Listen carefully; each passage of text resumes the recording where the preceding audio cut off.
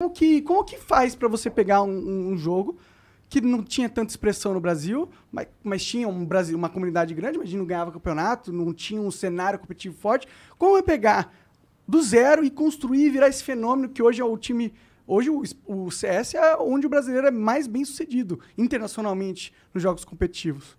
A história do CS do Brasil é bem longa, né? Eu comecei a jogar CS em 2003, tinha 12 anos, comecei com meus irmãos mais velhos, são 3 irmãos, né? Tenho 2 mais velhos e um mais novo que está aqui, inclusive. E, na verdade, o Brasil teve um grande celeiro de jogadores e foi muito bem também na época que eu estava ainda começando no game, que era muito novo, né? Então, por exemplo, de 2003 até 2006, o Brasil teve muitos e muitos jogadores, principalmente porque toda cidade tinha uma lan house, cara. Todo bairro tinha uma lan house. Vivia essa época muito, então, você vários pensa, corujão. Não é possível que só tinha noob, né? E o Brasil é muito grande, cara. Então, a gente tinha muitos e muitos e muitos jogadores. Então, dessa época de 2003 2006, eu ainda não tinha o patamar que eu tenho hoje de nível de jogo. Então, eu não participei do Prime, dos jogadores. Mas tinha muita gente boa naquela época. E o Brasil foi campeão mundial em 2006, por exemplo. Pode crer. Ou seja, então a gente dizer que só depois que teve sucesso do CS é um pouco equivocado se a gente não puxar essa história lá atrás. Né? Então, Pode crer. 2003, 2006 foi uma fase de ouro. E uma coisa que aconteceu naquela época, que foi muito rara, a gente teve uma pessoa, que era o Pred, era um jogador do Rio de Janeiro, que o pai dele tinha uma condição financeira legal com as empresas que ele tinha, mexia com outras coisas. E ele resolveu apostar no sonho do filho dele naquela época e começou a investir pra caramba no MIBR na época, que foi o do Paulo Veloso. Então esse cara deu condições num cenário que ainda não tinha condições de ter patrocinadores que levariam a gente pra Suécia pra treinar, competir. Esse cara tava lá, na paixão do filho dele investindo. E acabou virando a paixão dele também depois do futuro, né?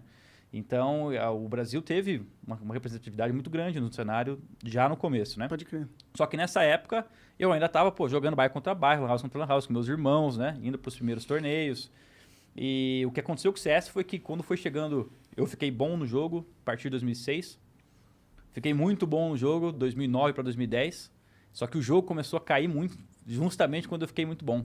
Então, 2009 para 2010 eram os últimos torneios que estavam colando. Já era CSGO? Não, era CS 1.6 na época ainda. 2003, CS 1.5 e até outras versões anteriormente. 2006 para cima, tudo CS 1.6. CSGO só foi entrar em 2013. Então, a gente teve 2009, 2010 e 2011, mundialmente falando, o CS caindo em declínio. No Brasil, a gente perdeu a maior competição que a gente tinha, que era a World Cyber Games, que era a competição que fazia tudo girar. Todo mundo jogava o ano inteiro para ganhar o qualificatório do World Cyber Games. Você ganhava, você ia viajar, representar o Brasil. Tudo pago. Na época era a Samsung que patrocinava todo o evento. Então, quando esse campeonato cortou, a galera falou, vou jogar por qual motivo agora, né? Então, o ecossistema do CS, foi para baixo. E o que aconteceu foi que, era um jogo que eu amava muito desde 2003 jogando. E eu vi que o cenário tava degringolando, não ia ter mais o que fazer. Eu falei, alguém tem que fazer alguma coisa. E não vai ser a Valve. E não vai ser ela no momento, né? Porque eles têm essa... É um outro assunto que a gente pode entrar depois, mas a Valve é tipo assim, o jogo tá aqui, faz aí. Eles não querem o pai que cuidar foi de nada. comprar cigarro. É mais ou menos isso. Fazem o jogo e se vira. Eles acabaram salvando o CS, trazendo o CSGO depois, né? Sendo sincero, eles fizeram... em 2013 foi a grande guinada, quando eles entraram com o CSGO, que eles eram uma nova vida. Só que essa nova vida só foi começar a aparecer em Europa primeiro e América do Norte primeiro. Obviamente, a gente está no Brasil, costuma demorar um pouquinho mais para chegar as coisas, né? Então, quando em 2009, e até a gente tem que ir um pouco mais atrás na história, mas aproveitando esse gancho, em 2009 eu já era um bom jogador e eu estava meio desencanando do CS já, porque eu vi que eu não tinha entrado no melhor time ainda, eu estava terminando o terceiro colegial, tinha que ir para a faculdade. E aí, em 2009, eu falei, na verdade, em 2008 eu prestei só pra entrar na USP. Eu tentei entrar em engenharia na USP. Cara, mala pra caralho. Só prestei USP. Burro pra caramba. Passei na primeira fase e devo ter sido um dos últimos da segunda. Não passei. Mas pelo menos almejava grande, né? Tem esse ponto. Não prestei mais nenhuma outra. Doido. Aí eu falei, eu fiz cagada. No outro ano, comecei a fazer cursinho.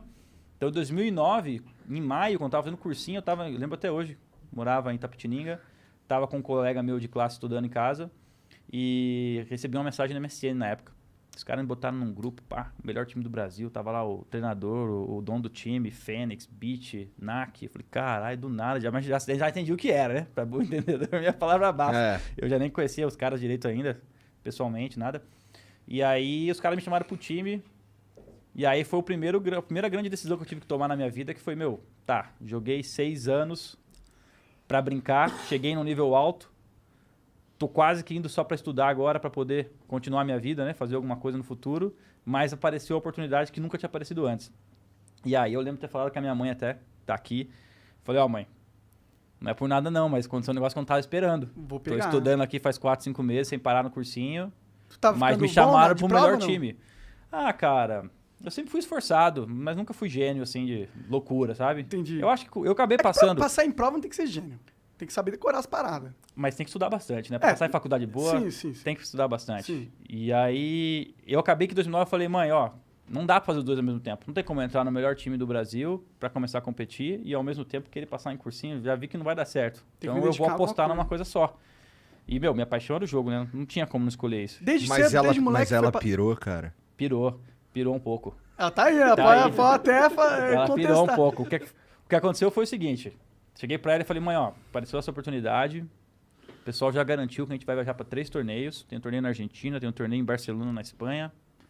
E eu tô afim de ir 100% nisso daí. Ela deu uma pirada, mas ela sempre me apoiou. Ela falou, então vai, se dedica pra fazer isso daí.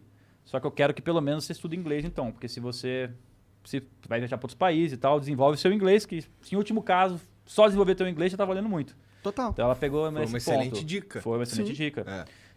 E pra ajudar, lá na cidade onde a gente morava, uma grande amiga da nossa família tem a Skill lá, que é escola de ensino de inglês, então sempre me ajudou a estudar lá também. Ah, A que Janaína, massa. até mandar um beijo pra ela, me ajudou muito nisso.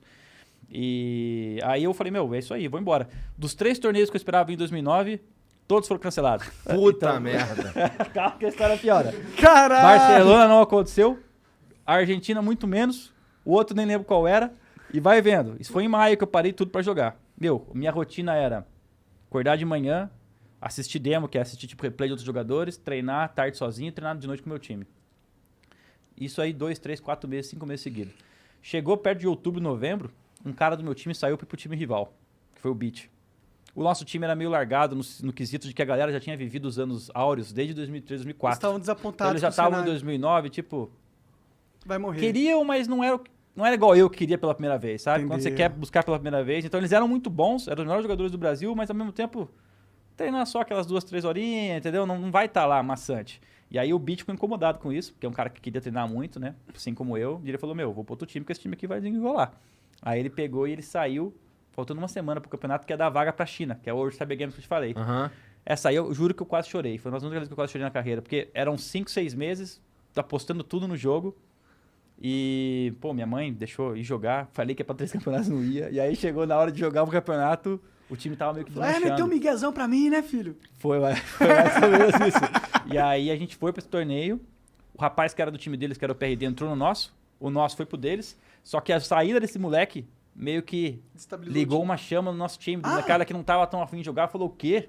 Você vai largar nós antes do campeonato? E aí a galera também deu um gás, Que legal, entendeu? né? E Que aí foi um interessante. puta no campeonato que, na minha opinião, marcou a minha vida. Porque se eu não tivesse assistido aquele campeonato, eu não sei o que teria sido, porque foi um campeonato que me levou pro primeiro internacional, né? Entendi. Então foi o prime ali da minha escolha. Então, se eu tivesse perdido aquele jogo na final, que rolou, né? Qualquer momento do campeonato, eu não teria nem de viajar pra fora. Então, quem sabe já ia desencanar, sei lá. Não dá pra saber o que ia acontecer Mas depois. que louco que os caras animaram com a saída do cara, né? Porque Ficaram eu putos, na achei que verdade, era né? o... É, ficaram putos, mas É. é bom quando os caras pegam a raiva e usam pra um negócio produtivo, Exatamente. né? Foi isso que aconteceu. E aí a gente venceu esse campeonato. Foi o primeiro que eu fui pra China representar o Brasil pela primeira vez. E aí começou a surgir umas oportunidades, né? A história é longa, mas foi engraçado que em 2009 eu tive que escolher pela primeira vez o que eu ia fazer, né? E aí que foi rolando. 2010, a gente teve um investimento legal no Brasil. Tem um time que chama Complexity, até hoje existe. Time de CSGO, inclusive tá forte agora. Recentemente. Coldzera aqui, veio aqui, inclusive, tá Aham. completando pra eles agora lá. Ah, da hora. Ele é um time de um cara americano que também começou, 2000, 2001, um cara muito antigo no CS. Começou, E mas ele- começou jogando? Não, ele era o dono da equipe. Tá. Chama Jason Lake o nome dele, é um dono de time aí. Empresário do ramo. Ele é um empresário do ramo tá há muito tempo. E aí ele pegou, viu que o nosso time tinha potencial, em 2010 ele bancou o time brasileiro. Fez uma game house pra gente aqui em Santana, em São Paulo. Que da hora. Levou a gente pra alguns campeonatos. Tu então sabe quanto que começou ele a investiu investir. nesse projeto? De começo? Cara, na época, eu lembro que a época aluguel lá, em 2010, era uns 2 pau. Um apartamento pra cuidar do time, 2 pau. Acho que em 2010 é uma É, grana boa hoje, É né? uma grana. É. uns, Já é uma grana boa hoje, ainda assim, imagina na época, uns né? 4 pau, pelo menos, hoje em dia, É. com a inflação, né? Então aí ele, só de aluguel era isso, salário da equipe e tal, então ele já investia muito naquela época. E aí o time durou mais uns 8, 10 meses, eu acho, a gente foi pra algumas competições, ganhamos uma em Nova York, inclusive. Foi legal a experiência. Só que ele também pulou do barco no final de 2010, porque a coisa tava muito mal no CS. Tava, O tipo, dono do time. o time acabou saindo Eram do os Complexity. players que estavam deixando de jogar ou era o cenário competitivo que tava minguando? Não tinha gente assistindo. Eu acho que uma coisa leva a outra, né? O É. World Cyber Games saindo do Brasil, acho que a própria comunidade já dá aquela desanimada. O campeonatos lá fora cada vez menores, tipo, o negócio foi perdendo a Então graça. até internacionalmente tava Foi, minguando, não era só no internacionalmente, Brasil. inclusive, sim. Mas isso era sintoma de um jogo que tava morrendo. Um jogo que tava morrendo, que não recebia muita atualização. Um jogo onde os grandes campeonatos, de repente, mudaram a sua estratégia. Tipo, a Samsung que fazia o World Cyber Games. Não vou mais fazer campeonato mundial de Olimpíada de Games, vou fazer outra coisa. Aí já perdeu essa Olimpíada Mundial de Games. Então, eu acho que são vários fatores que foram combinando e o cenário foi ficando devagar.